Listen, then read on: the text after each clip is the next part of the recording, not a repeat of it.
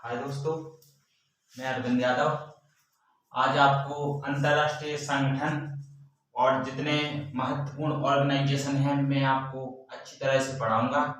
तो दोस्तों आप एंड तक बने रहिए और मैं आपको वादा करता हूं कि आपको बहुत ही बेहतरीन तरीके से एक्सप्लेन करूंगा। ठीक है दोस्तों, तो शुरू करते हैं। आज अपन को पढ़ना है अंतर्राष्ट्रीय संगठन।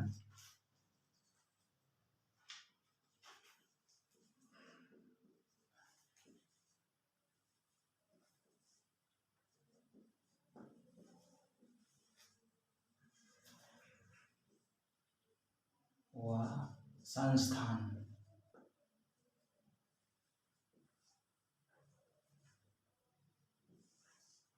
तो पहले तो हमें ये समझना है कि जो अंतर्राष्ट्रीय संगठन और संस्थान है, इनकी आखिर आवश्यकता क्यों होती है और इनका यूज कैसे किया जाता है। तो हम आपको बता दें, जो अंतर्राष्ट्रीय संगठन है उनकी जो यूज है और आवश्यकता है, तो इनके क्या उपयोग है और इनकी जरूरत हमें क्यों पड़ती है।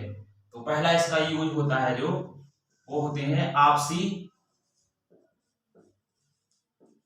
आपसी संबंध को सुधारने में। कोई भी संगठन होता है तो वो सदस्य देशों का आपसी संगठन सुधारने के लिए वो अति महत्वपूर्ण होता है। जैसे आप किसी भी संगठन का उद्देश्य देख लीजिए तो उसका यही उद्देश्य होता है। दूसरा उद्देश्य होता है विश्व में शांति स्थापित करना। कोई भी इंटरनेशनल संगठन को देखो तो उसका दूसरा जो मेन उद्देश्य होता है वह होता है विश्व में शांति स्थापित करना। और अगला इसका उद्देश्य देखते हैं तो यह होता है अंतरराष्ट्रीय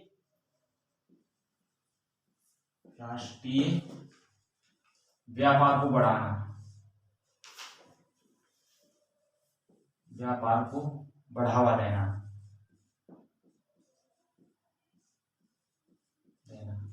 इसके लिए जो वर्ल्ड में है दो संस्थाएं हैं मुख्य रूप से, एक IMF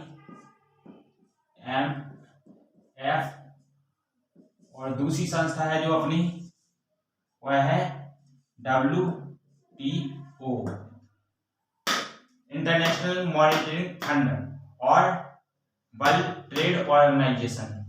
और जो तीसरा वो होता है वह होता है पर्यावरणीय, जो अपना चौथा उसका उद्देश्य होता है वह होता है पर्यावरणीय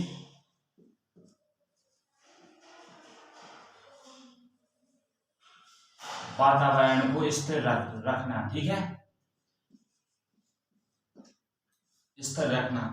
और जो पांचवा होता है वह होता है जो विश्व में जितने भी देश हैं उनके आपसी विवाद हैं दो देशों के मध्य, उनको सुलझाने का, आपसी विवाद सुलझाना, आपसी विवाद। तो ये दोस्तों आप यहाँ हमने बता चुके हैं कि इनकी आवश्यकता क्यों होती है, इनका उपयोग कैसे होता है। तो अब हम आगे की ओर देखते हैं। तो हम देखते हैं कि सबसे पहले संगठनों का निर्माण क्यों हुआ। तो हमें इसकी पृष्ठभूमि देखना पड़ेगी, कुछ इसका इतिहास देखना पड़ेगा।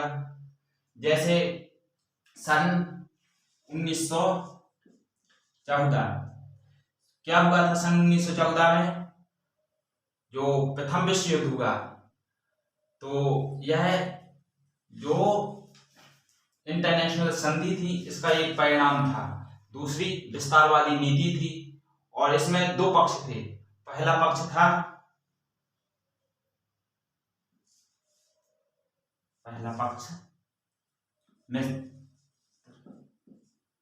मित्र राष्ट्र, पहला पक्ष मित्र राष्ट्र, दूसरा पक्ष था धुरी राष्ट्र।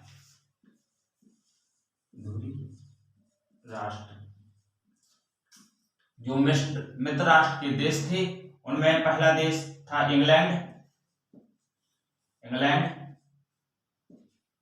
रूस, फ्रांस आदि। और जो ध्रुवी राष्ट्र थे, ध्रुवी राष्ट्र का मतलब होता है जिन्होंने युद्ध शुरू किया था। आपको बता दें मित्र राष्ट्रों ने युद्ध शुरू नहीं किया था। यह तो एक दूसरे के लिए जो संधि होती है, ये संधि से बंधे हुए थे।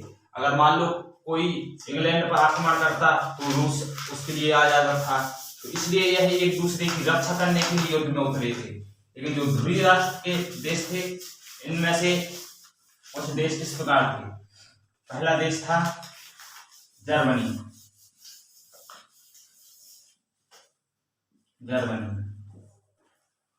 दूसरा देश टर्की और तीसरा था ऑस्ट्रिया। यह ऑस्ट्रेलिया अलग है और ऑस्ट्रेलिया अलग है। इस ऑस्ट्रेलिया की राजधानी वियना है, ठीक है। तो यह प्रथम विश्व युद्ध है। यह कब तक चला था? 1914 से 1918 तक, 4 वर्ष। इसके बाद जितने भी देश थे, जो ध्रुवीय राष्ट्र की इसमें हार हुई और मित्र राष्ट्र जीत गए। और इन्होंने जो ध्रुवीय राष्ट्र के देश थे, जैसे जर्मनी, टर्की, ऑस्ट्रेलिया, ऑस्ट्रिया, इनके ऊपर संधि का प्रत्यारोपण किया, जैसे मैन जर्मनी के साथ इन्होंने अपमानजनक संधि की, जिसका नाम था वर्साय की संधि।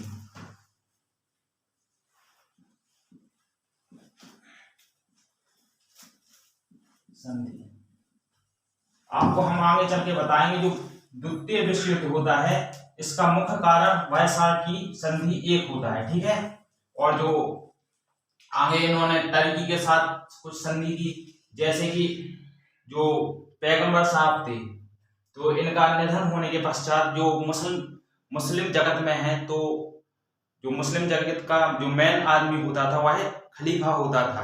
तो इन्होंने खलीफा को पद को बिल्कुल समाप्त कर दिया, जिसके कारण अपने भारत में भी एक आंदोलन हुआ जिसका नाम था खिलाफत आंदोलन। कौन सा आंदोलन? खिलाफत आंदोलन।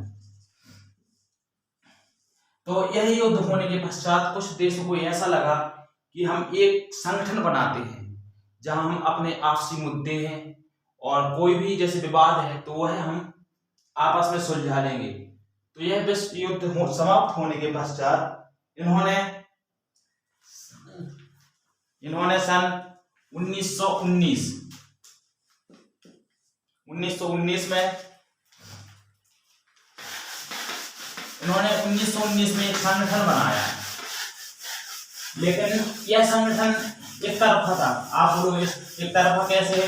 यह मित्र राष्ट्रों की इसमें दबदबा बहुत अधिक था और यह लोग जो ध्रुवीय राष्ट्र के देश थे, जैसे टर्की, जर्मनी आदि का ये लोग बहुत शोषण करते थे। इनकी अर्थव्यवस्था इतनी खराब हो चुकी थी कि ये लोग बिल्कुल सड़क पर आ चुके थे। और इन्होंने कौन से संगठन की स्थापना की? तो इन्होंने सन 1919 में राष्ट्र संघ की स्थापना की। परंतु यह एक तरफा होने की बजाय, मतलब कुछ देशों का इसमें बहुत ज्यादा दबदबा था, जैसे हम पहले बता चुके हैं, इंग्लैंड, फ्रांस, रूस, इनका बहुत ज्यादा दबदबा था। और इसी कारण जो 1932 में इस संगठन का जो विघटन आरंभ हुआ। सबसे पहले जर्मनी का जो चांसलर थे हिटलर, उसने इसका बायकॉट किया, मतलब इससे बाहर हो गया। और बाद में एक एक करके जैसे इटली, सभी देश इससे अलग होने लगे और यह संगठन अंततः टूट गया। और यह संगठन टूटने के बाद आप सबको पता है, सन 1939 से लेकर 1945 तक द्वितीय विश्व युद्ध हो गया। क्या होगा? द्वितीय विश्व युद्ध। यह द्वितीय विश्व युद्ध चला। यह जो इसमें 2 ग्रुप थे, क्योंकि युद्ध में 2 ग्रुप होते हैं, वह हम आपको यह बता दें, या प्रत्यक्ष एवं अप्रत्यक्ष रूप से इसमें पूरे वर्ल्ड ने हिस्सा लिया था। भारत भी इसमें अप्रत्यक्ष रूप से, जब अपना भारत आजाद नहीं हुआ था तो जो इंग्लैंड है, इंग्लैंड की ओर से भारत ने हिस्सा लिया था। और जो अपने सुभाष चंद्र बोस थे, इन्होंने जर्मनी के साइड से, मतलब जापान की ओर से हिस्सा लिया था। ठीक है, तो इसमें दो ग्रुप थे। पहला ग्रुप था रूस, फ्रांस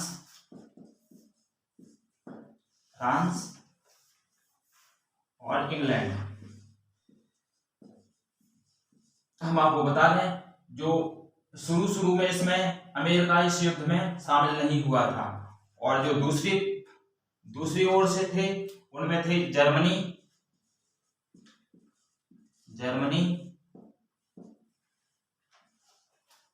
इटली, जापान, यह दूसरी साइड थे। तो हम ये 1942 तक इन लोगों का पलड़ा भारी रहा, परंतु जो जापान था, इसने एक बहुत बड़ी गलती कर दी थी। जो अमेरिका का एक हवाई अड्डा या अपन सैन्य बेस बोल सकते हैं, ठीक है, जो पर्ल हार्बर है, जो आपको मैप में जो जापान द्वीप है इसके बिल्कुल नीचे ऐसा देखने को मिलेगा, इस पर इसने अटैक कर दिया। इसके बाद द्वितीय विश्व युद्ध में अमेरिका ने भाग ले लिया और इसने 6 अगस्त 1945 को नागासाकी पर परमाणु अटैक कर दिया। और 3 दिन बाद उसने 9 अगस्त को हिरोशिमा पर परमाणु अटैक किया। इसके साथ जर्मनी और जापान और इटली ने आत्मसमर्पण कर दिया और द्वितीय विश्व युद्ध की समाप्ति हुई। लेकिन इस विश्व युद्ध में एक सीख मिली कि इन लोगों ने, जो विजेता देश थे, इन्होंने किसी भी तरह की जो अपमानजनक संधि है इन देशों के साथ नहीं की थी। और इन्होंने एक परिकल्पना प्रस्तुत की कि हम एक ऐसा संगठन बनाएंगे जिसमें सभी देश एक साथ बैठेंगे। तो इन्होंने जो एक सम्मेलन बुलाया, तो इन्होंने सैन फ्रांसिस्को सम्मेलन, जिसे बोलते हैं अपन,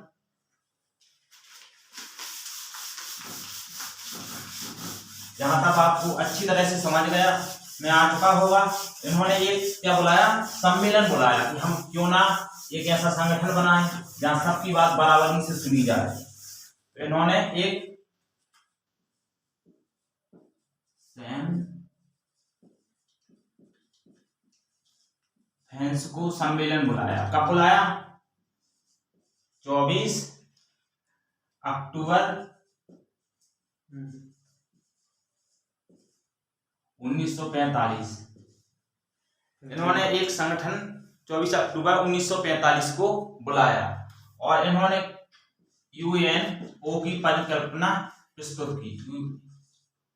ठीक है, अब जो यूएनओ है, इसमें जो इसके कई हिस्से हैं, मतलब कई पार्ट हैं, भाग भी उन्हें बोल सकते हैं, जैसे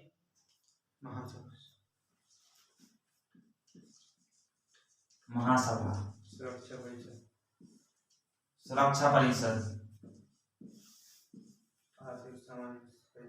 और न्यायालय, इंटरनेशनल न्यायालय, आर्थिक एवं सामाजिक परिषद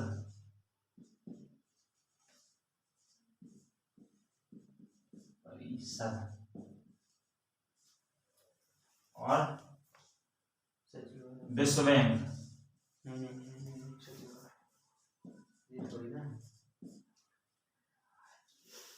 और आदि। और जो सुरक्षा परिषद है, इसमें आपको बता दें कुल मेंबर 193 है। सुरक्षा परिषद में कुल मेंबर 15, इसमें 5 प्लस